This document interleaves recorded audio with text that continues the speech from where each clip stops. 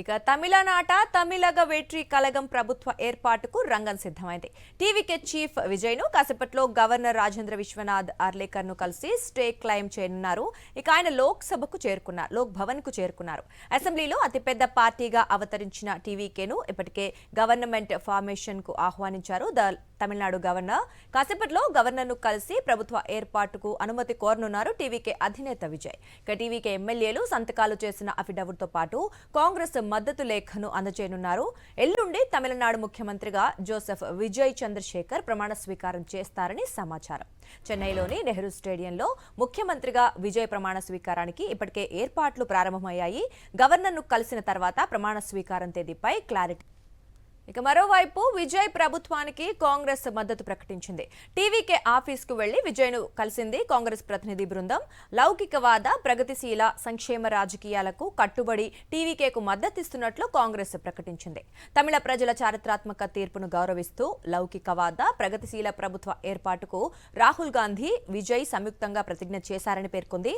ఇక అసెంబ్లీతో పాటు లోక్సభ, రాజ్యసభ ఎన్నికలకు ఈ మద్దతు కొనసాగుతుందని వెల్లడించింది.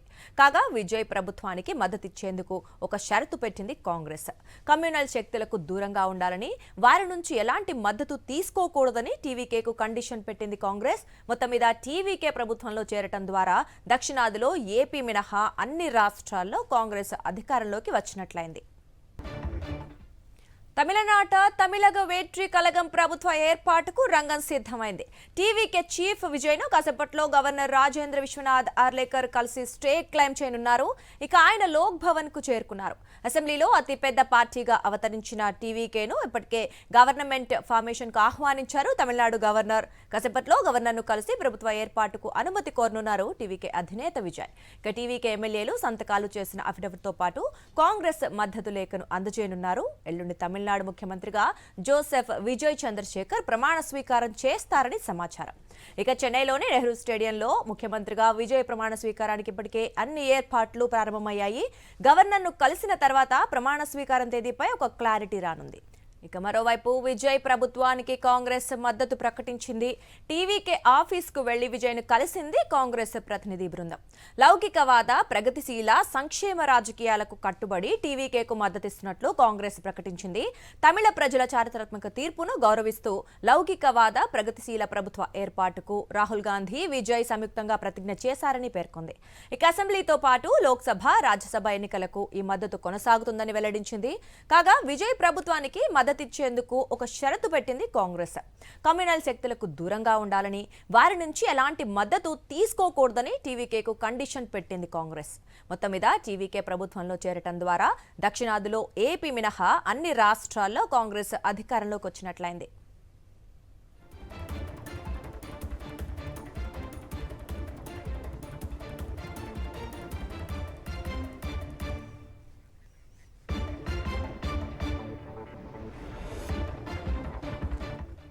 ఇక ఇదే అంశానికి సంబంధించి మరిన్ని డీటెయిల్స్ మా ప్రతినిధి లోకేష్ అందిస్తారు.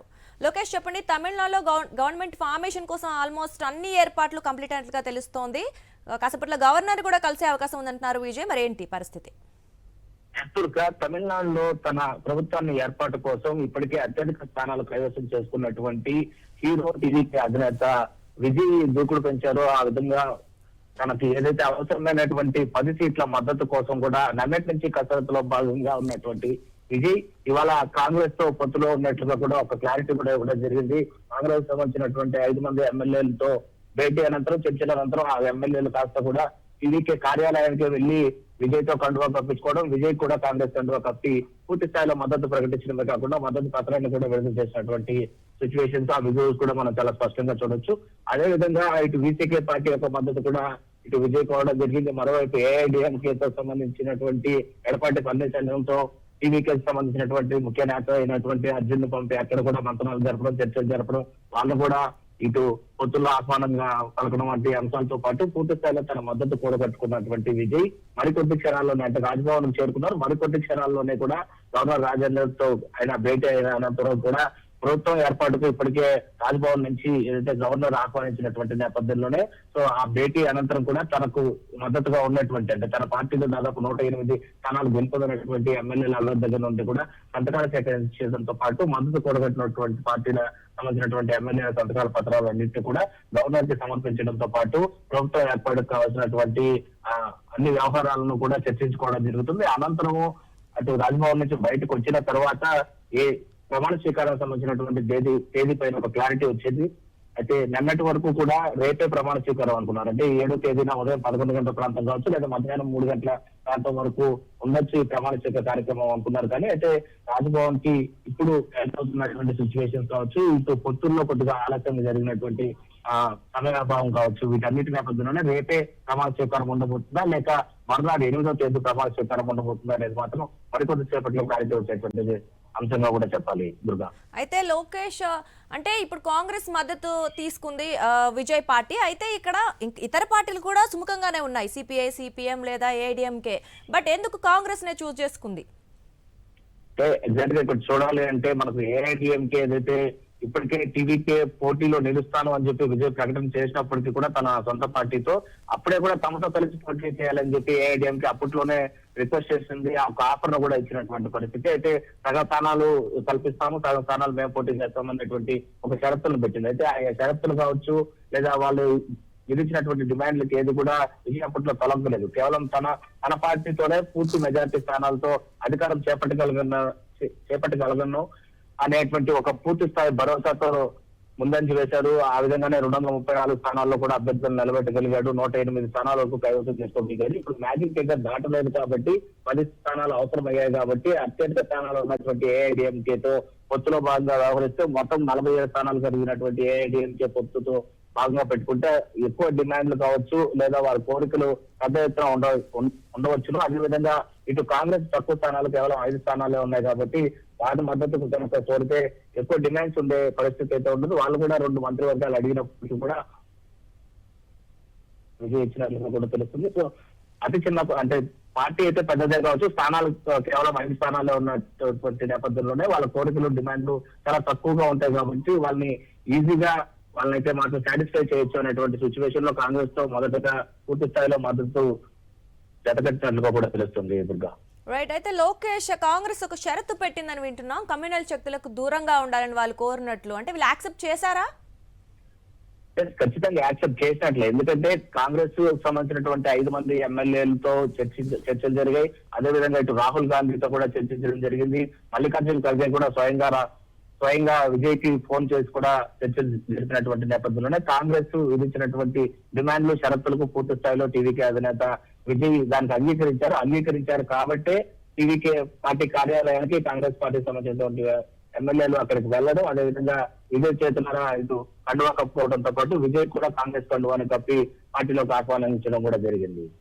రైట్. అయితే ఇప్పటికే పార్టీ కార్యకర్తలందరూ ఏర్పాట్లో తలమునకై ఉన్నారు. సీఎం ఆ రోజు ప్రమాణ స్వీకారం కోసం మరి ఏ డేట్ కన్ఫర్మ్ చేసేలా ఉన్నారు?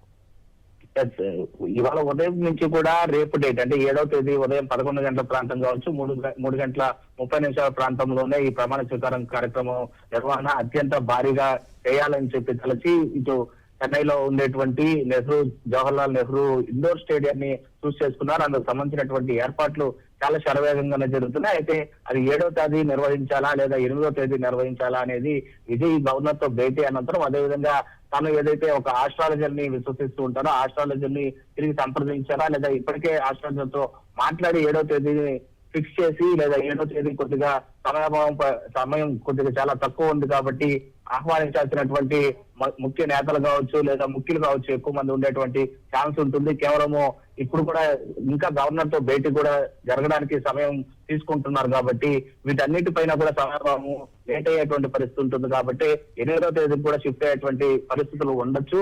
ఏదేమైనా గవర్నర్ భేటీ అనంతరమే అది 7వ తేదీన 8వ తేదీన అనేటువంటి ఒక క్లారిటీ వచ్చేటువంటి అవకాశం కనిపిస్తుంది. రైట్. లోకేష్, మరిన్ని అప్డేట్స్ కోసం మరి కాసేపు మిమ్మల్ని సంప్రదిస్తాం. Thank you. ఇక